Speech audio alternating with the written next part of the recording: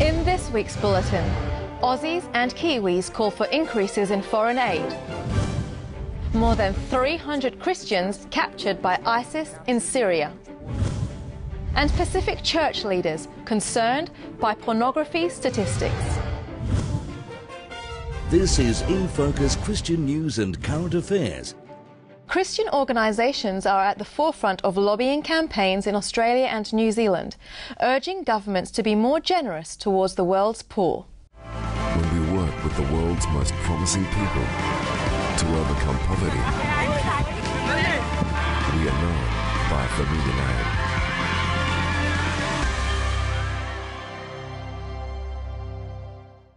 The campaign for Australian aid, which boasts a supporter base of more than 50 NGOs and 37,000 people, has been prompted by a number of cutbacks in foreign aid by successive Australian governments.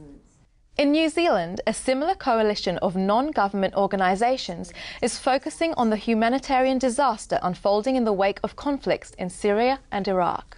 So far, only 37% of the funding requirements that the UN says it needs have actually been met by government. So there's definitely a need for increased support from governments to the work that's happening in Syria and Iraq. Christians in the Middle East have suffered another blow after as many as 373 men, women and children from Christian villages were captured during an ISIS offensive in Syria's al-Hasaka region. New details have been emerging every day, with some accounts saying threats have been made against the captives, or even that a handful of executions have been carried out already. Thousands of Assyrian Christians had already fled the area at the time of the ISIS attacks. It's been suggested that those captured were either engaged in fighting against the extremists or were too old or sick to leave their homes. An independent report on the harms caused by alcohol has found that around 140,000 Australian children are badly affected by the alcohol use of their parents or carers, and that alcohol played a part in Child Protection Authorities removing 10,000 children from homes. The Foundation for Alcohol Research and Education recommended that federal and state governments implement a range of strategies to reduce alcohol-related harms in the community, including awareness campaigns, early intervention programs for young people at risk, and tougher advertising and pricing regimes. The Seventh-day Adventist Church has taken a stand against alcohol since its inception. That was partly health, but also the enormous damage that alcohol does in the wider community. And unfortunately, it's the children in our society that bear the brunt of that impact. The New South Wales Council of Churches has also thrown its support behind the recommendations, saying that efforts to reduce family violence will be more successful when the link with alcohol availability is more directly addressed. The World Health Organization is giving itself a pat on the back on the 10th anniversary of an historic anti-tobacco treaty. Since 2005, the WHO Framework Convention for Tobacco Control has been ratified by 180 governments, covering 90% of the world's population. The results? Hefty hikes in cigarette prices, laws requiring health warnings on packaging, and the establishment of no smoking areas. The Seventh-day Adventist Church, which has advocated a smoke-free lifestyle since the 1800s, is pleased at the improvements, but agrees with the WHO that the battle is far from over. In the South Pacific, for example, where the economy is not very strong, cigarette companies are very powerful. They influence government decisions and so forth, and so you have that dimension that the countries, developing countries, are fighting against. As the cleanup continues after Tropical Cyclone Marcia, Rockhampton residents have been saddened to discover the end of a significant piece of national history.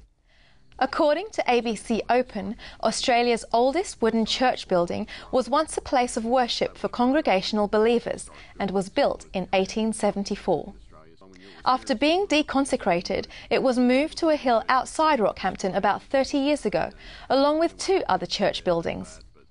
But although the old timbers were no match for a Category 5 cyclone, the memories will remain for quite a bit longer. Church and government leaders in the South Pacific are struggling to explain how their nations lead the world in online searches for pornography. Google statistics show that internet users in Papua New Guinea are far more likely to search for the words porn or pornography than in any other country of the world. Also in the top 10 are Solomon Islands, Fiji, and a number of African countries. Most of the countries represented in the top 10 identify strongly as Christian nations that publicly promote strict standards of morality. We have internet access now available on mobile phones. The understanding of our responsibility and how we should use new technology and information technology responsibly. We see the case of children or young people getting access to these things, not being guided by parents or guardians, and curiosity perhaps getting the better of them. Last year, the Seventh-day Adventist Church celebrated the release from a West African prison of Pastor Antonio Monteiro, who had been falsely accused of involvement in a series of murders. But although the International Pray for Togo campaign was successful in advocating for Pastor Monteiro's freedom, his fellow Adventist prisoner, Bruno Amar, remains behind bars. Mr. Amar has been keeping busy, however, and just a week or so ago celebrated the baptism of 30 of his fellow inmates at the conclusion of evangelistic meetings in the prison. The baptisms were held in a new chapel building that was funded by the Adventist Church. Church leaders have asked for continued prayer for Mr. Amar and all Adventist prisoners. And that's this week's news. You can see the rest of the half-hour Record InFocus program, views, interviews and music at our website, record.net.au. Thanks for your company. I'll see you next time.